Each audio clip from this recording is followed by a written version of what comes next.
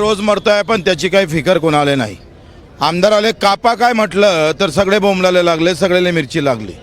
याचा अर्थ मग आम्ही शेतकऱ्यांना मराव का? रोज शेतकरी मरत असेल आणि तुम्ही लोकशाहीच्या नावानं आम्हाला त्याला मरू द्यायचं असेल तर आम्ही ते ऐकणार नाही. महाराष्ट्रामध्ये प्रचंड ताकदीनं प्रत्येक घरातला एक एक शेतकरी उद्याच्या आंदोलनात सामील झाल्याशिवाय राहणार नाही.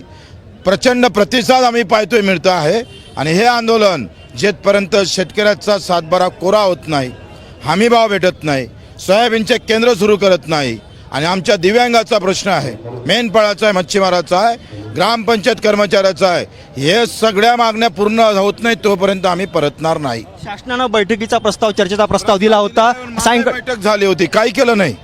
7व्या महिन्यात बैठक झाली, अजून त्याचे मिनिट्स माझ्याजवळ मी वाचून दाखवतोय. 7 दिवसात कारवाई करा असं म्हटलंय, 7 महिने झाले कारवाई होत नाही. वर्ध्यात आल्यावर आपण शेतकऱ्यांशी चर्चा करून निर्णय घेणार असं सांगितलं होतं सकाळी. काय वर्ध्यात चर्चा घेऊ ना. आता आम्ही मंगल कार्यालयात जातोय, तिथं आराम मुक्काम आहे, तिथं सगळ्या कार्यकर्त्यांना विचारून निर्णय घेऊ. कोणकोणते नेते उद्याच्या याच्यात सामील होतील काही सांगतात? काँग्रेसनं पाठिंबा दिलेला आहे. राजूजी शेट्टी आहे, अजितदादा नवले आहे, महादेवराव जानकर आहे, वामनराव चटप आहे, विजयजी जॉंदी आहे, तुपकर आहे, प्रकाश पोहरे आहे.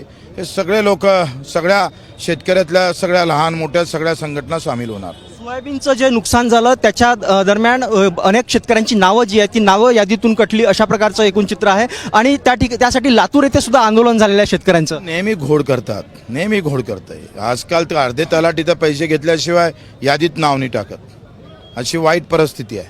ज्याच्या खिशात पैसे नाही त्याच्याजवळ पैसे घ्यायची अवस्था आहे. प्रशासन असंच आहे राज्याचं, पैसे खाऊ. ट्रॉलीवाल्यापासून, रेतीवाल्यापासून पैसे, गुटख्यावाल्यापासून पैसे, काटूट पैसे खात नाही, दारूवाल्यापासून पैसे, ते रमीवाल्यापासून पैसे. यांना पगार सगळ्यांना कमी आहे ना. हे असलं प्रशासन. विदर्भातला मुख्यमंत्री आणि विदर्भातला शेतकरी सगळ्यात जास्त आत्महत्या करतोय.